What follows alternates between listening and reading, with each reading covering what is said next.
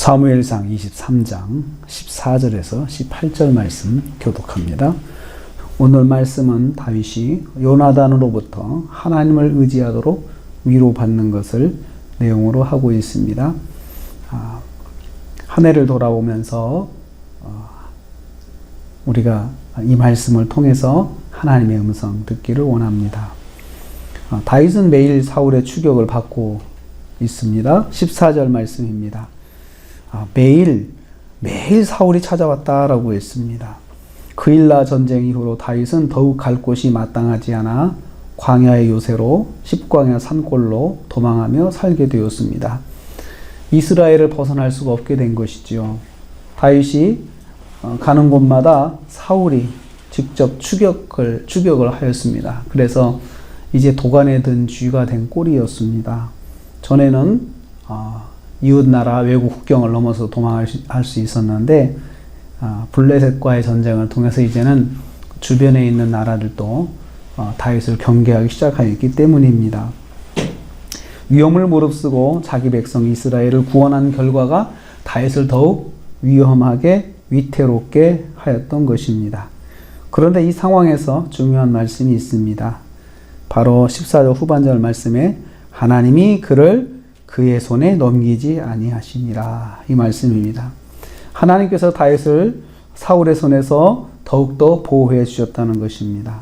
하나님께서 더욱 적극적으로 다윗을 보호해 주셨다는 뜻입니다. 이 말은 다른 말로 하면 다윗이 위기 속에서 하나님의 보호하심을 더 많이 체험하게 되었다는 것입니다. 성도는 일상의 위기 속에서 하나님의 보호하심을 더욱 많이 체험할 수 있음을 기억해야 합니다. 그래서 위기가 아니고 그 속에 하나님의 손길이 더욱더 많이 세밀하게 느껴질 수 있다는 것입니다. 요나단이 다윗을 위로하였습니다. 15절 말씀 보면요, 다윗이 십광야 수풀에 숨어 있을 때 요나단이 다윗을 찾아갑니다. 다윗이 있는 곳으로 찾아왔습니다. 그리고 다윗을 위로하고 격려합니다. 요나단은 하나님을 힘있게 의지하도록 권면하였습니다. 16절 말씀입니다. 다윗에게 이르러 그에게 하나님을 힘있게 의지하게 하였는데, 요나단이 하나님을 힘있게 의지하라고 격려하고 힘을 불어넣는 것을 볼 수가 있습니다. 하나님을 더 의지하고 붙잡아야 한다고 말하고 함께 기도하였을 것입니다. 자, 함께 기도하자.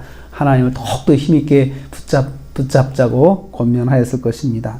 요나단은 다윗이 먼저 하나님을 바라보도록 붙잡아 주었습니다. 영적으로 낙심하지 않도록 이끌어 주었습니다. 우리도 생각해 봅니다. 어려움 가운데 처한 믿음의 가족들을 영적으로 힘을 얻도록 권면하였는가 한번 생각을 해 봅니다. 하나님을 의지하도록 용기를 불어넣어 주었습니까? 아니면 정죄하였습니까? 성도는 어려움 당한 지체가 하나님을 의지하도록 용기를 불어넣어 주어야 합니다. 세 번째로 요나단은 말로 다윗을 위로하였습니다. 17절 18절 말씀입니다. 이어서 요나단은 다윗을 말로 위로합니다. 이스라엘의 다음 왕은 다윗이 될 것이라고 하였습니다. 그리고 자신은 다윗 다음이 될 것이라 하였습니다. 자신은 2인자로 만족한다는 뜻입니다. 요나단은 다윗과 다시 한번 약속을 합니다. 언약을 합니다. 하나님 앞에서, 여호와 앞에서 언약했다라고 했습니다. 다윗이 얼마나 힘을 얻었을까요? 우리도 생각해 봅니다. 어려움 가운데 처한 지체를 말로 위로해 주었습니까? 믿음의 지체가 하나님을 바라볼 수 있도록 힘이 되어 주었습니까? 성도는 위기를 만난 지체를 위로의 말로 붙잡아 주어야 합니다.